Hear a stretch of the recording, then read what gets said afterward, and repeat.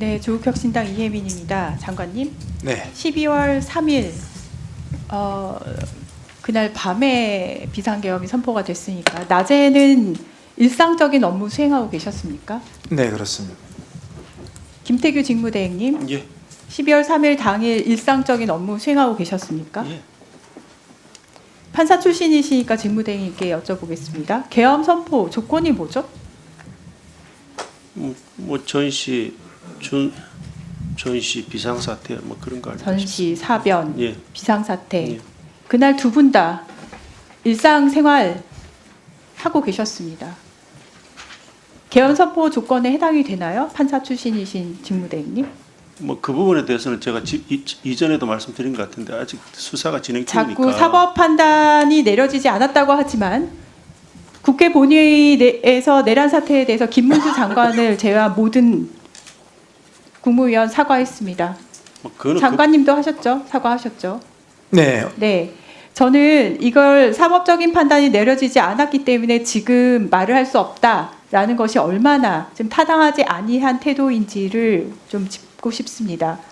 두 분 다 일상생활 하고 있었고 저도 일상생활 하고 있었고 학생들은 학교를 갔습니다. 그런 상황에 비상계엄을 선포를 했어요. 이것이 내란죄가 아니면 무엇일까요? 자, 지난 9일 월요일이었죠? 과방위 전체회의 여기 오셔서 직무대행께서 화요일에 열리는 국무회의 배석한다고 하셨는데 혹시 배석하셨나요? 예. 네.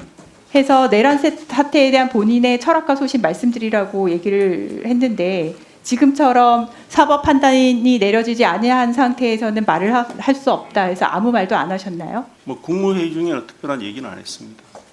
그 말씀을 해야 되는 시점이었고 자리였다고 생각을 합니다. 장관님, 네.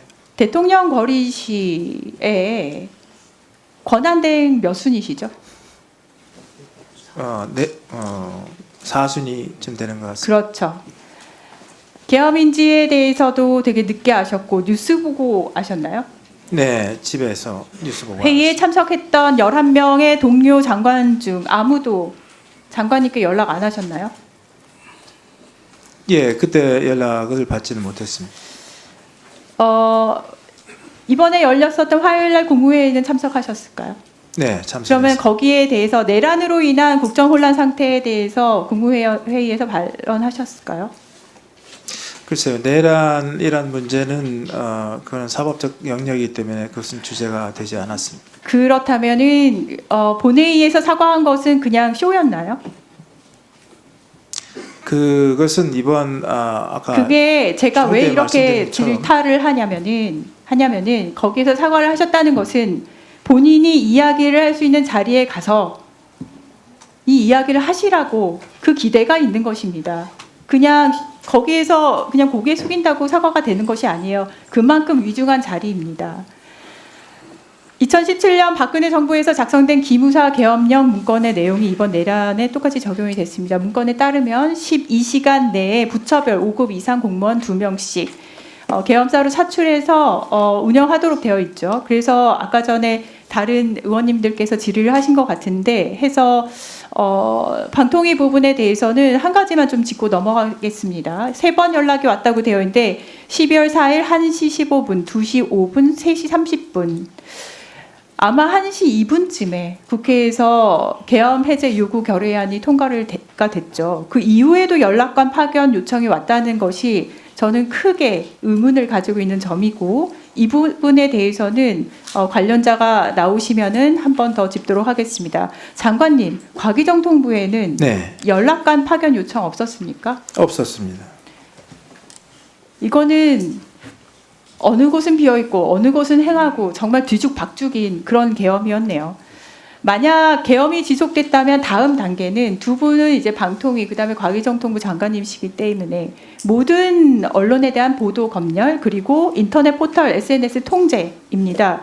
이걸 어기는 사람은 최대 3년 이하 징역에 처하고 특히 방송 부분은 유상인 장관님하고 김태규 직무대행이 등록을 취소하거나 6개월간 방송 정지 결정할 수 있는 그런 위치에 계십니다.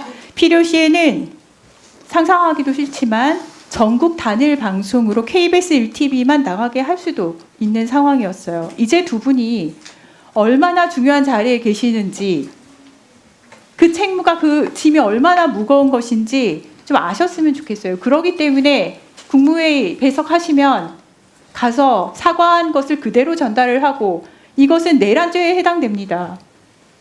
국무회의 가서 발언하실 수 있어야 된다고 생각을 합니다.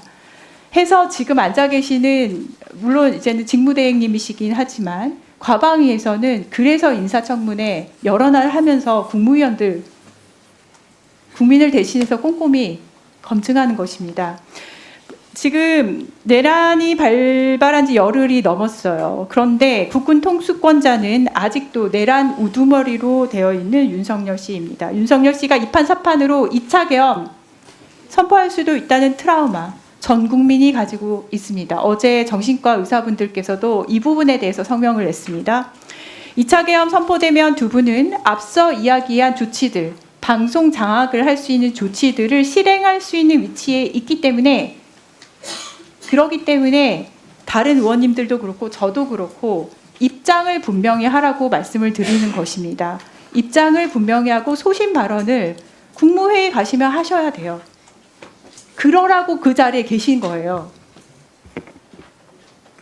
다시 한번 여쭤봅니다. 국무회의 이 다음 언제 열립니까? 보통 매주 화요일 날 하고 있고, 경제 관련 장관 회의나 또 여러 가지 필요한 회의는 수시로 하고 있습니다. 비상계엄 내란죄에 해당된다고 말씀하실 수 있습니까? 국무회의 가서 두 분 다. 내란죄라는 그런 것은 사법적인 판단이 아직 저는 나오지 않았기 때문에 간단한 질문을 드리긴 네, 했습니다. 제가 아주 말씀드린 단순하지만 그적절한. 자꾸 발언을 거부를 하시거나 늦추시면은 내란에 동조할 의향이 있고 지금도 있다고 생각할 수밖에 없습니다. 이상입니다. 예, 김우영 의원님 질의하십시오. 영상 좀 보시겠습니다.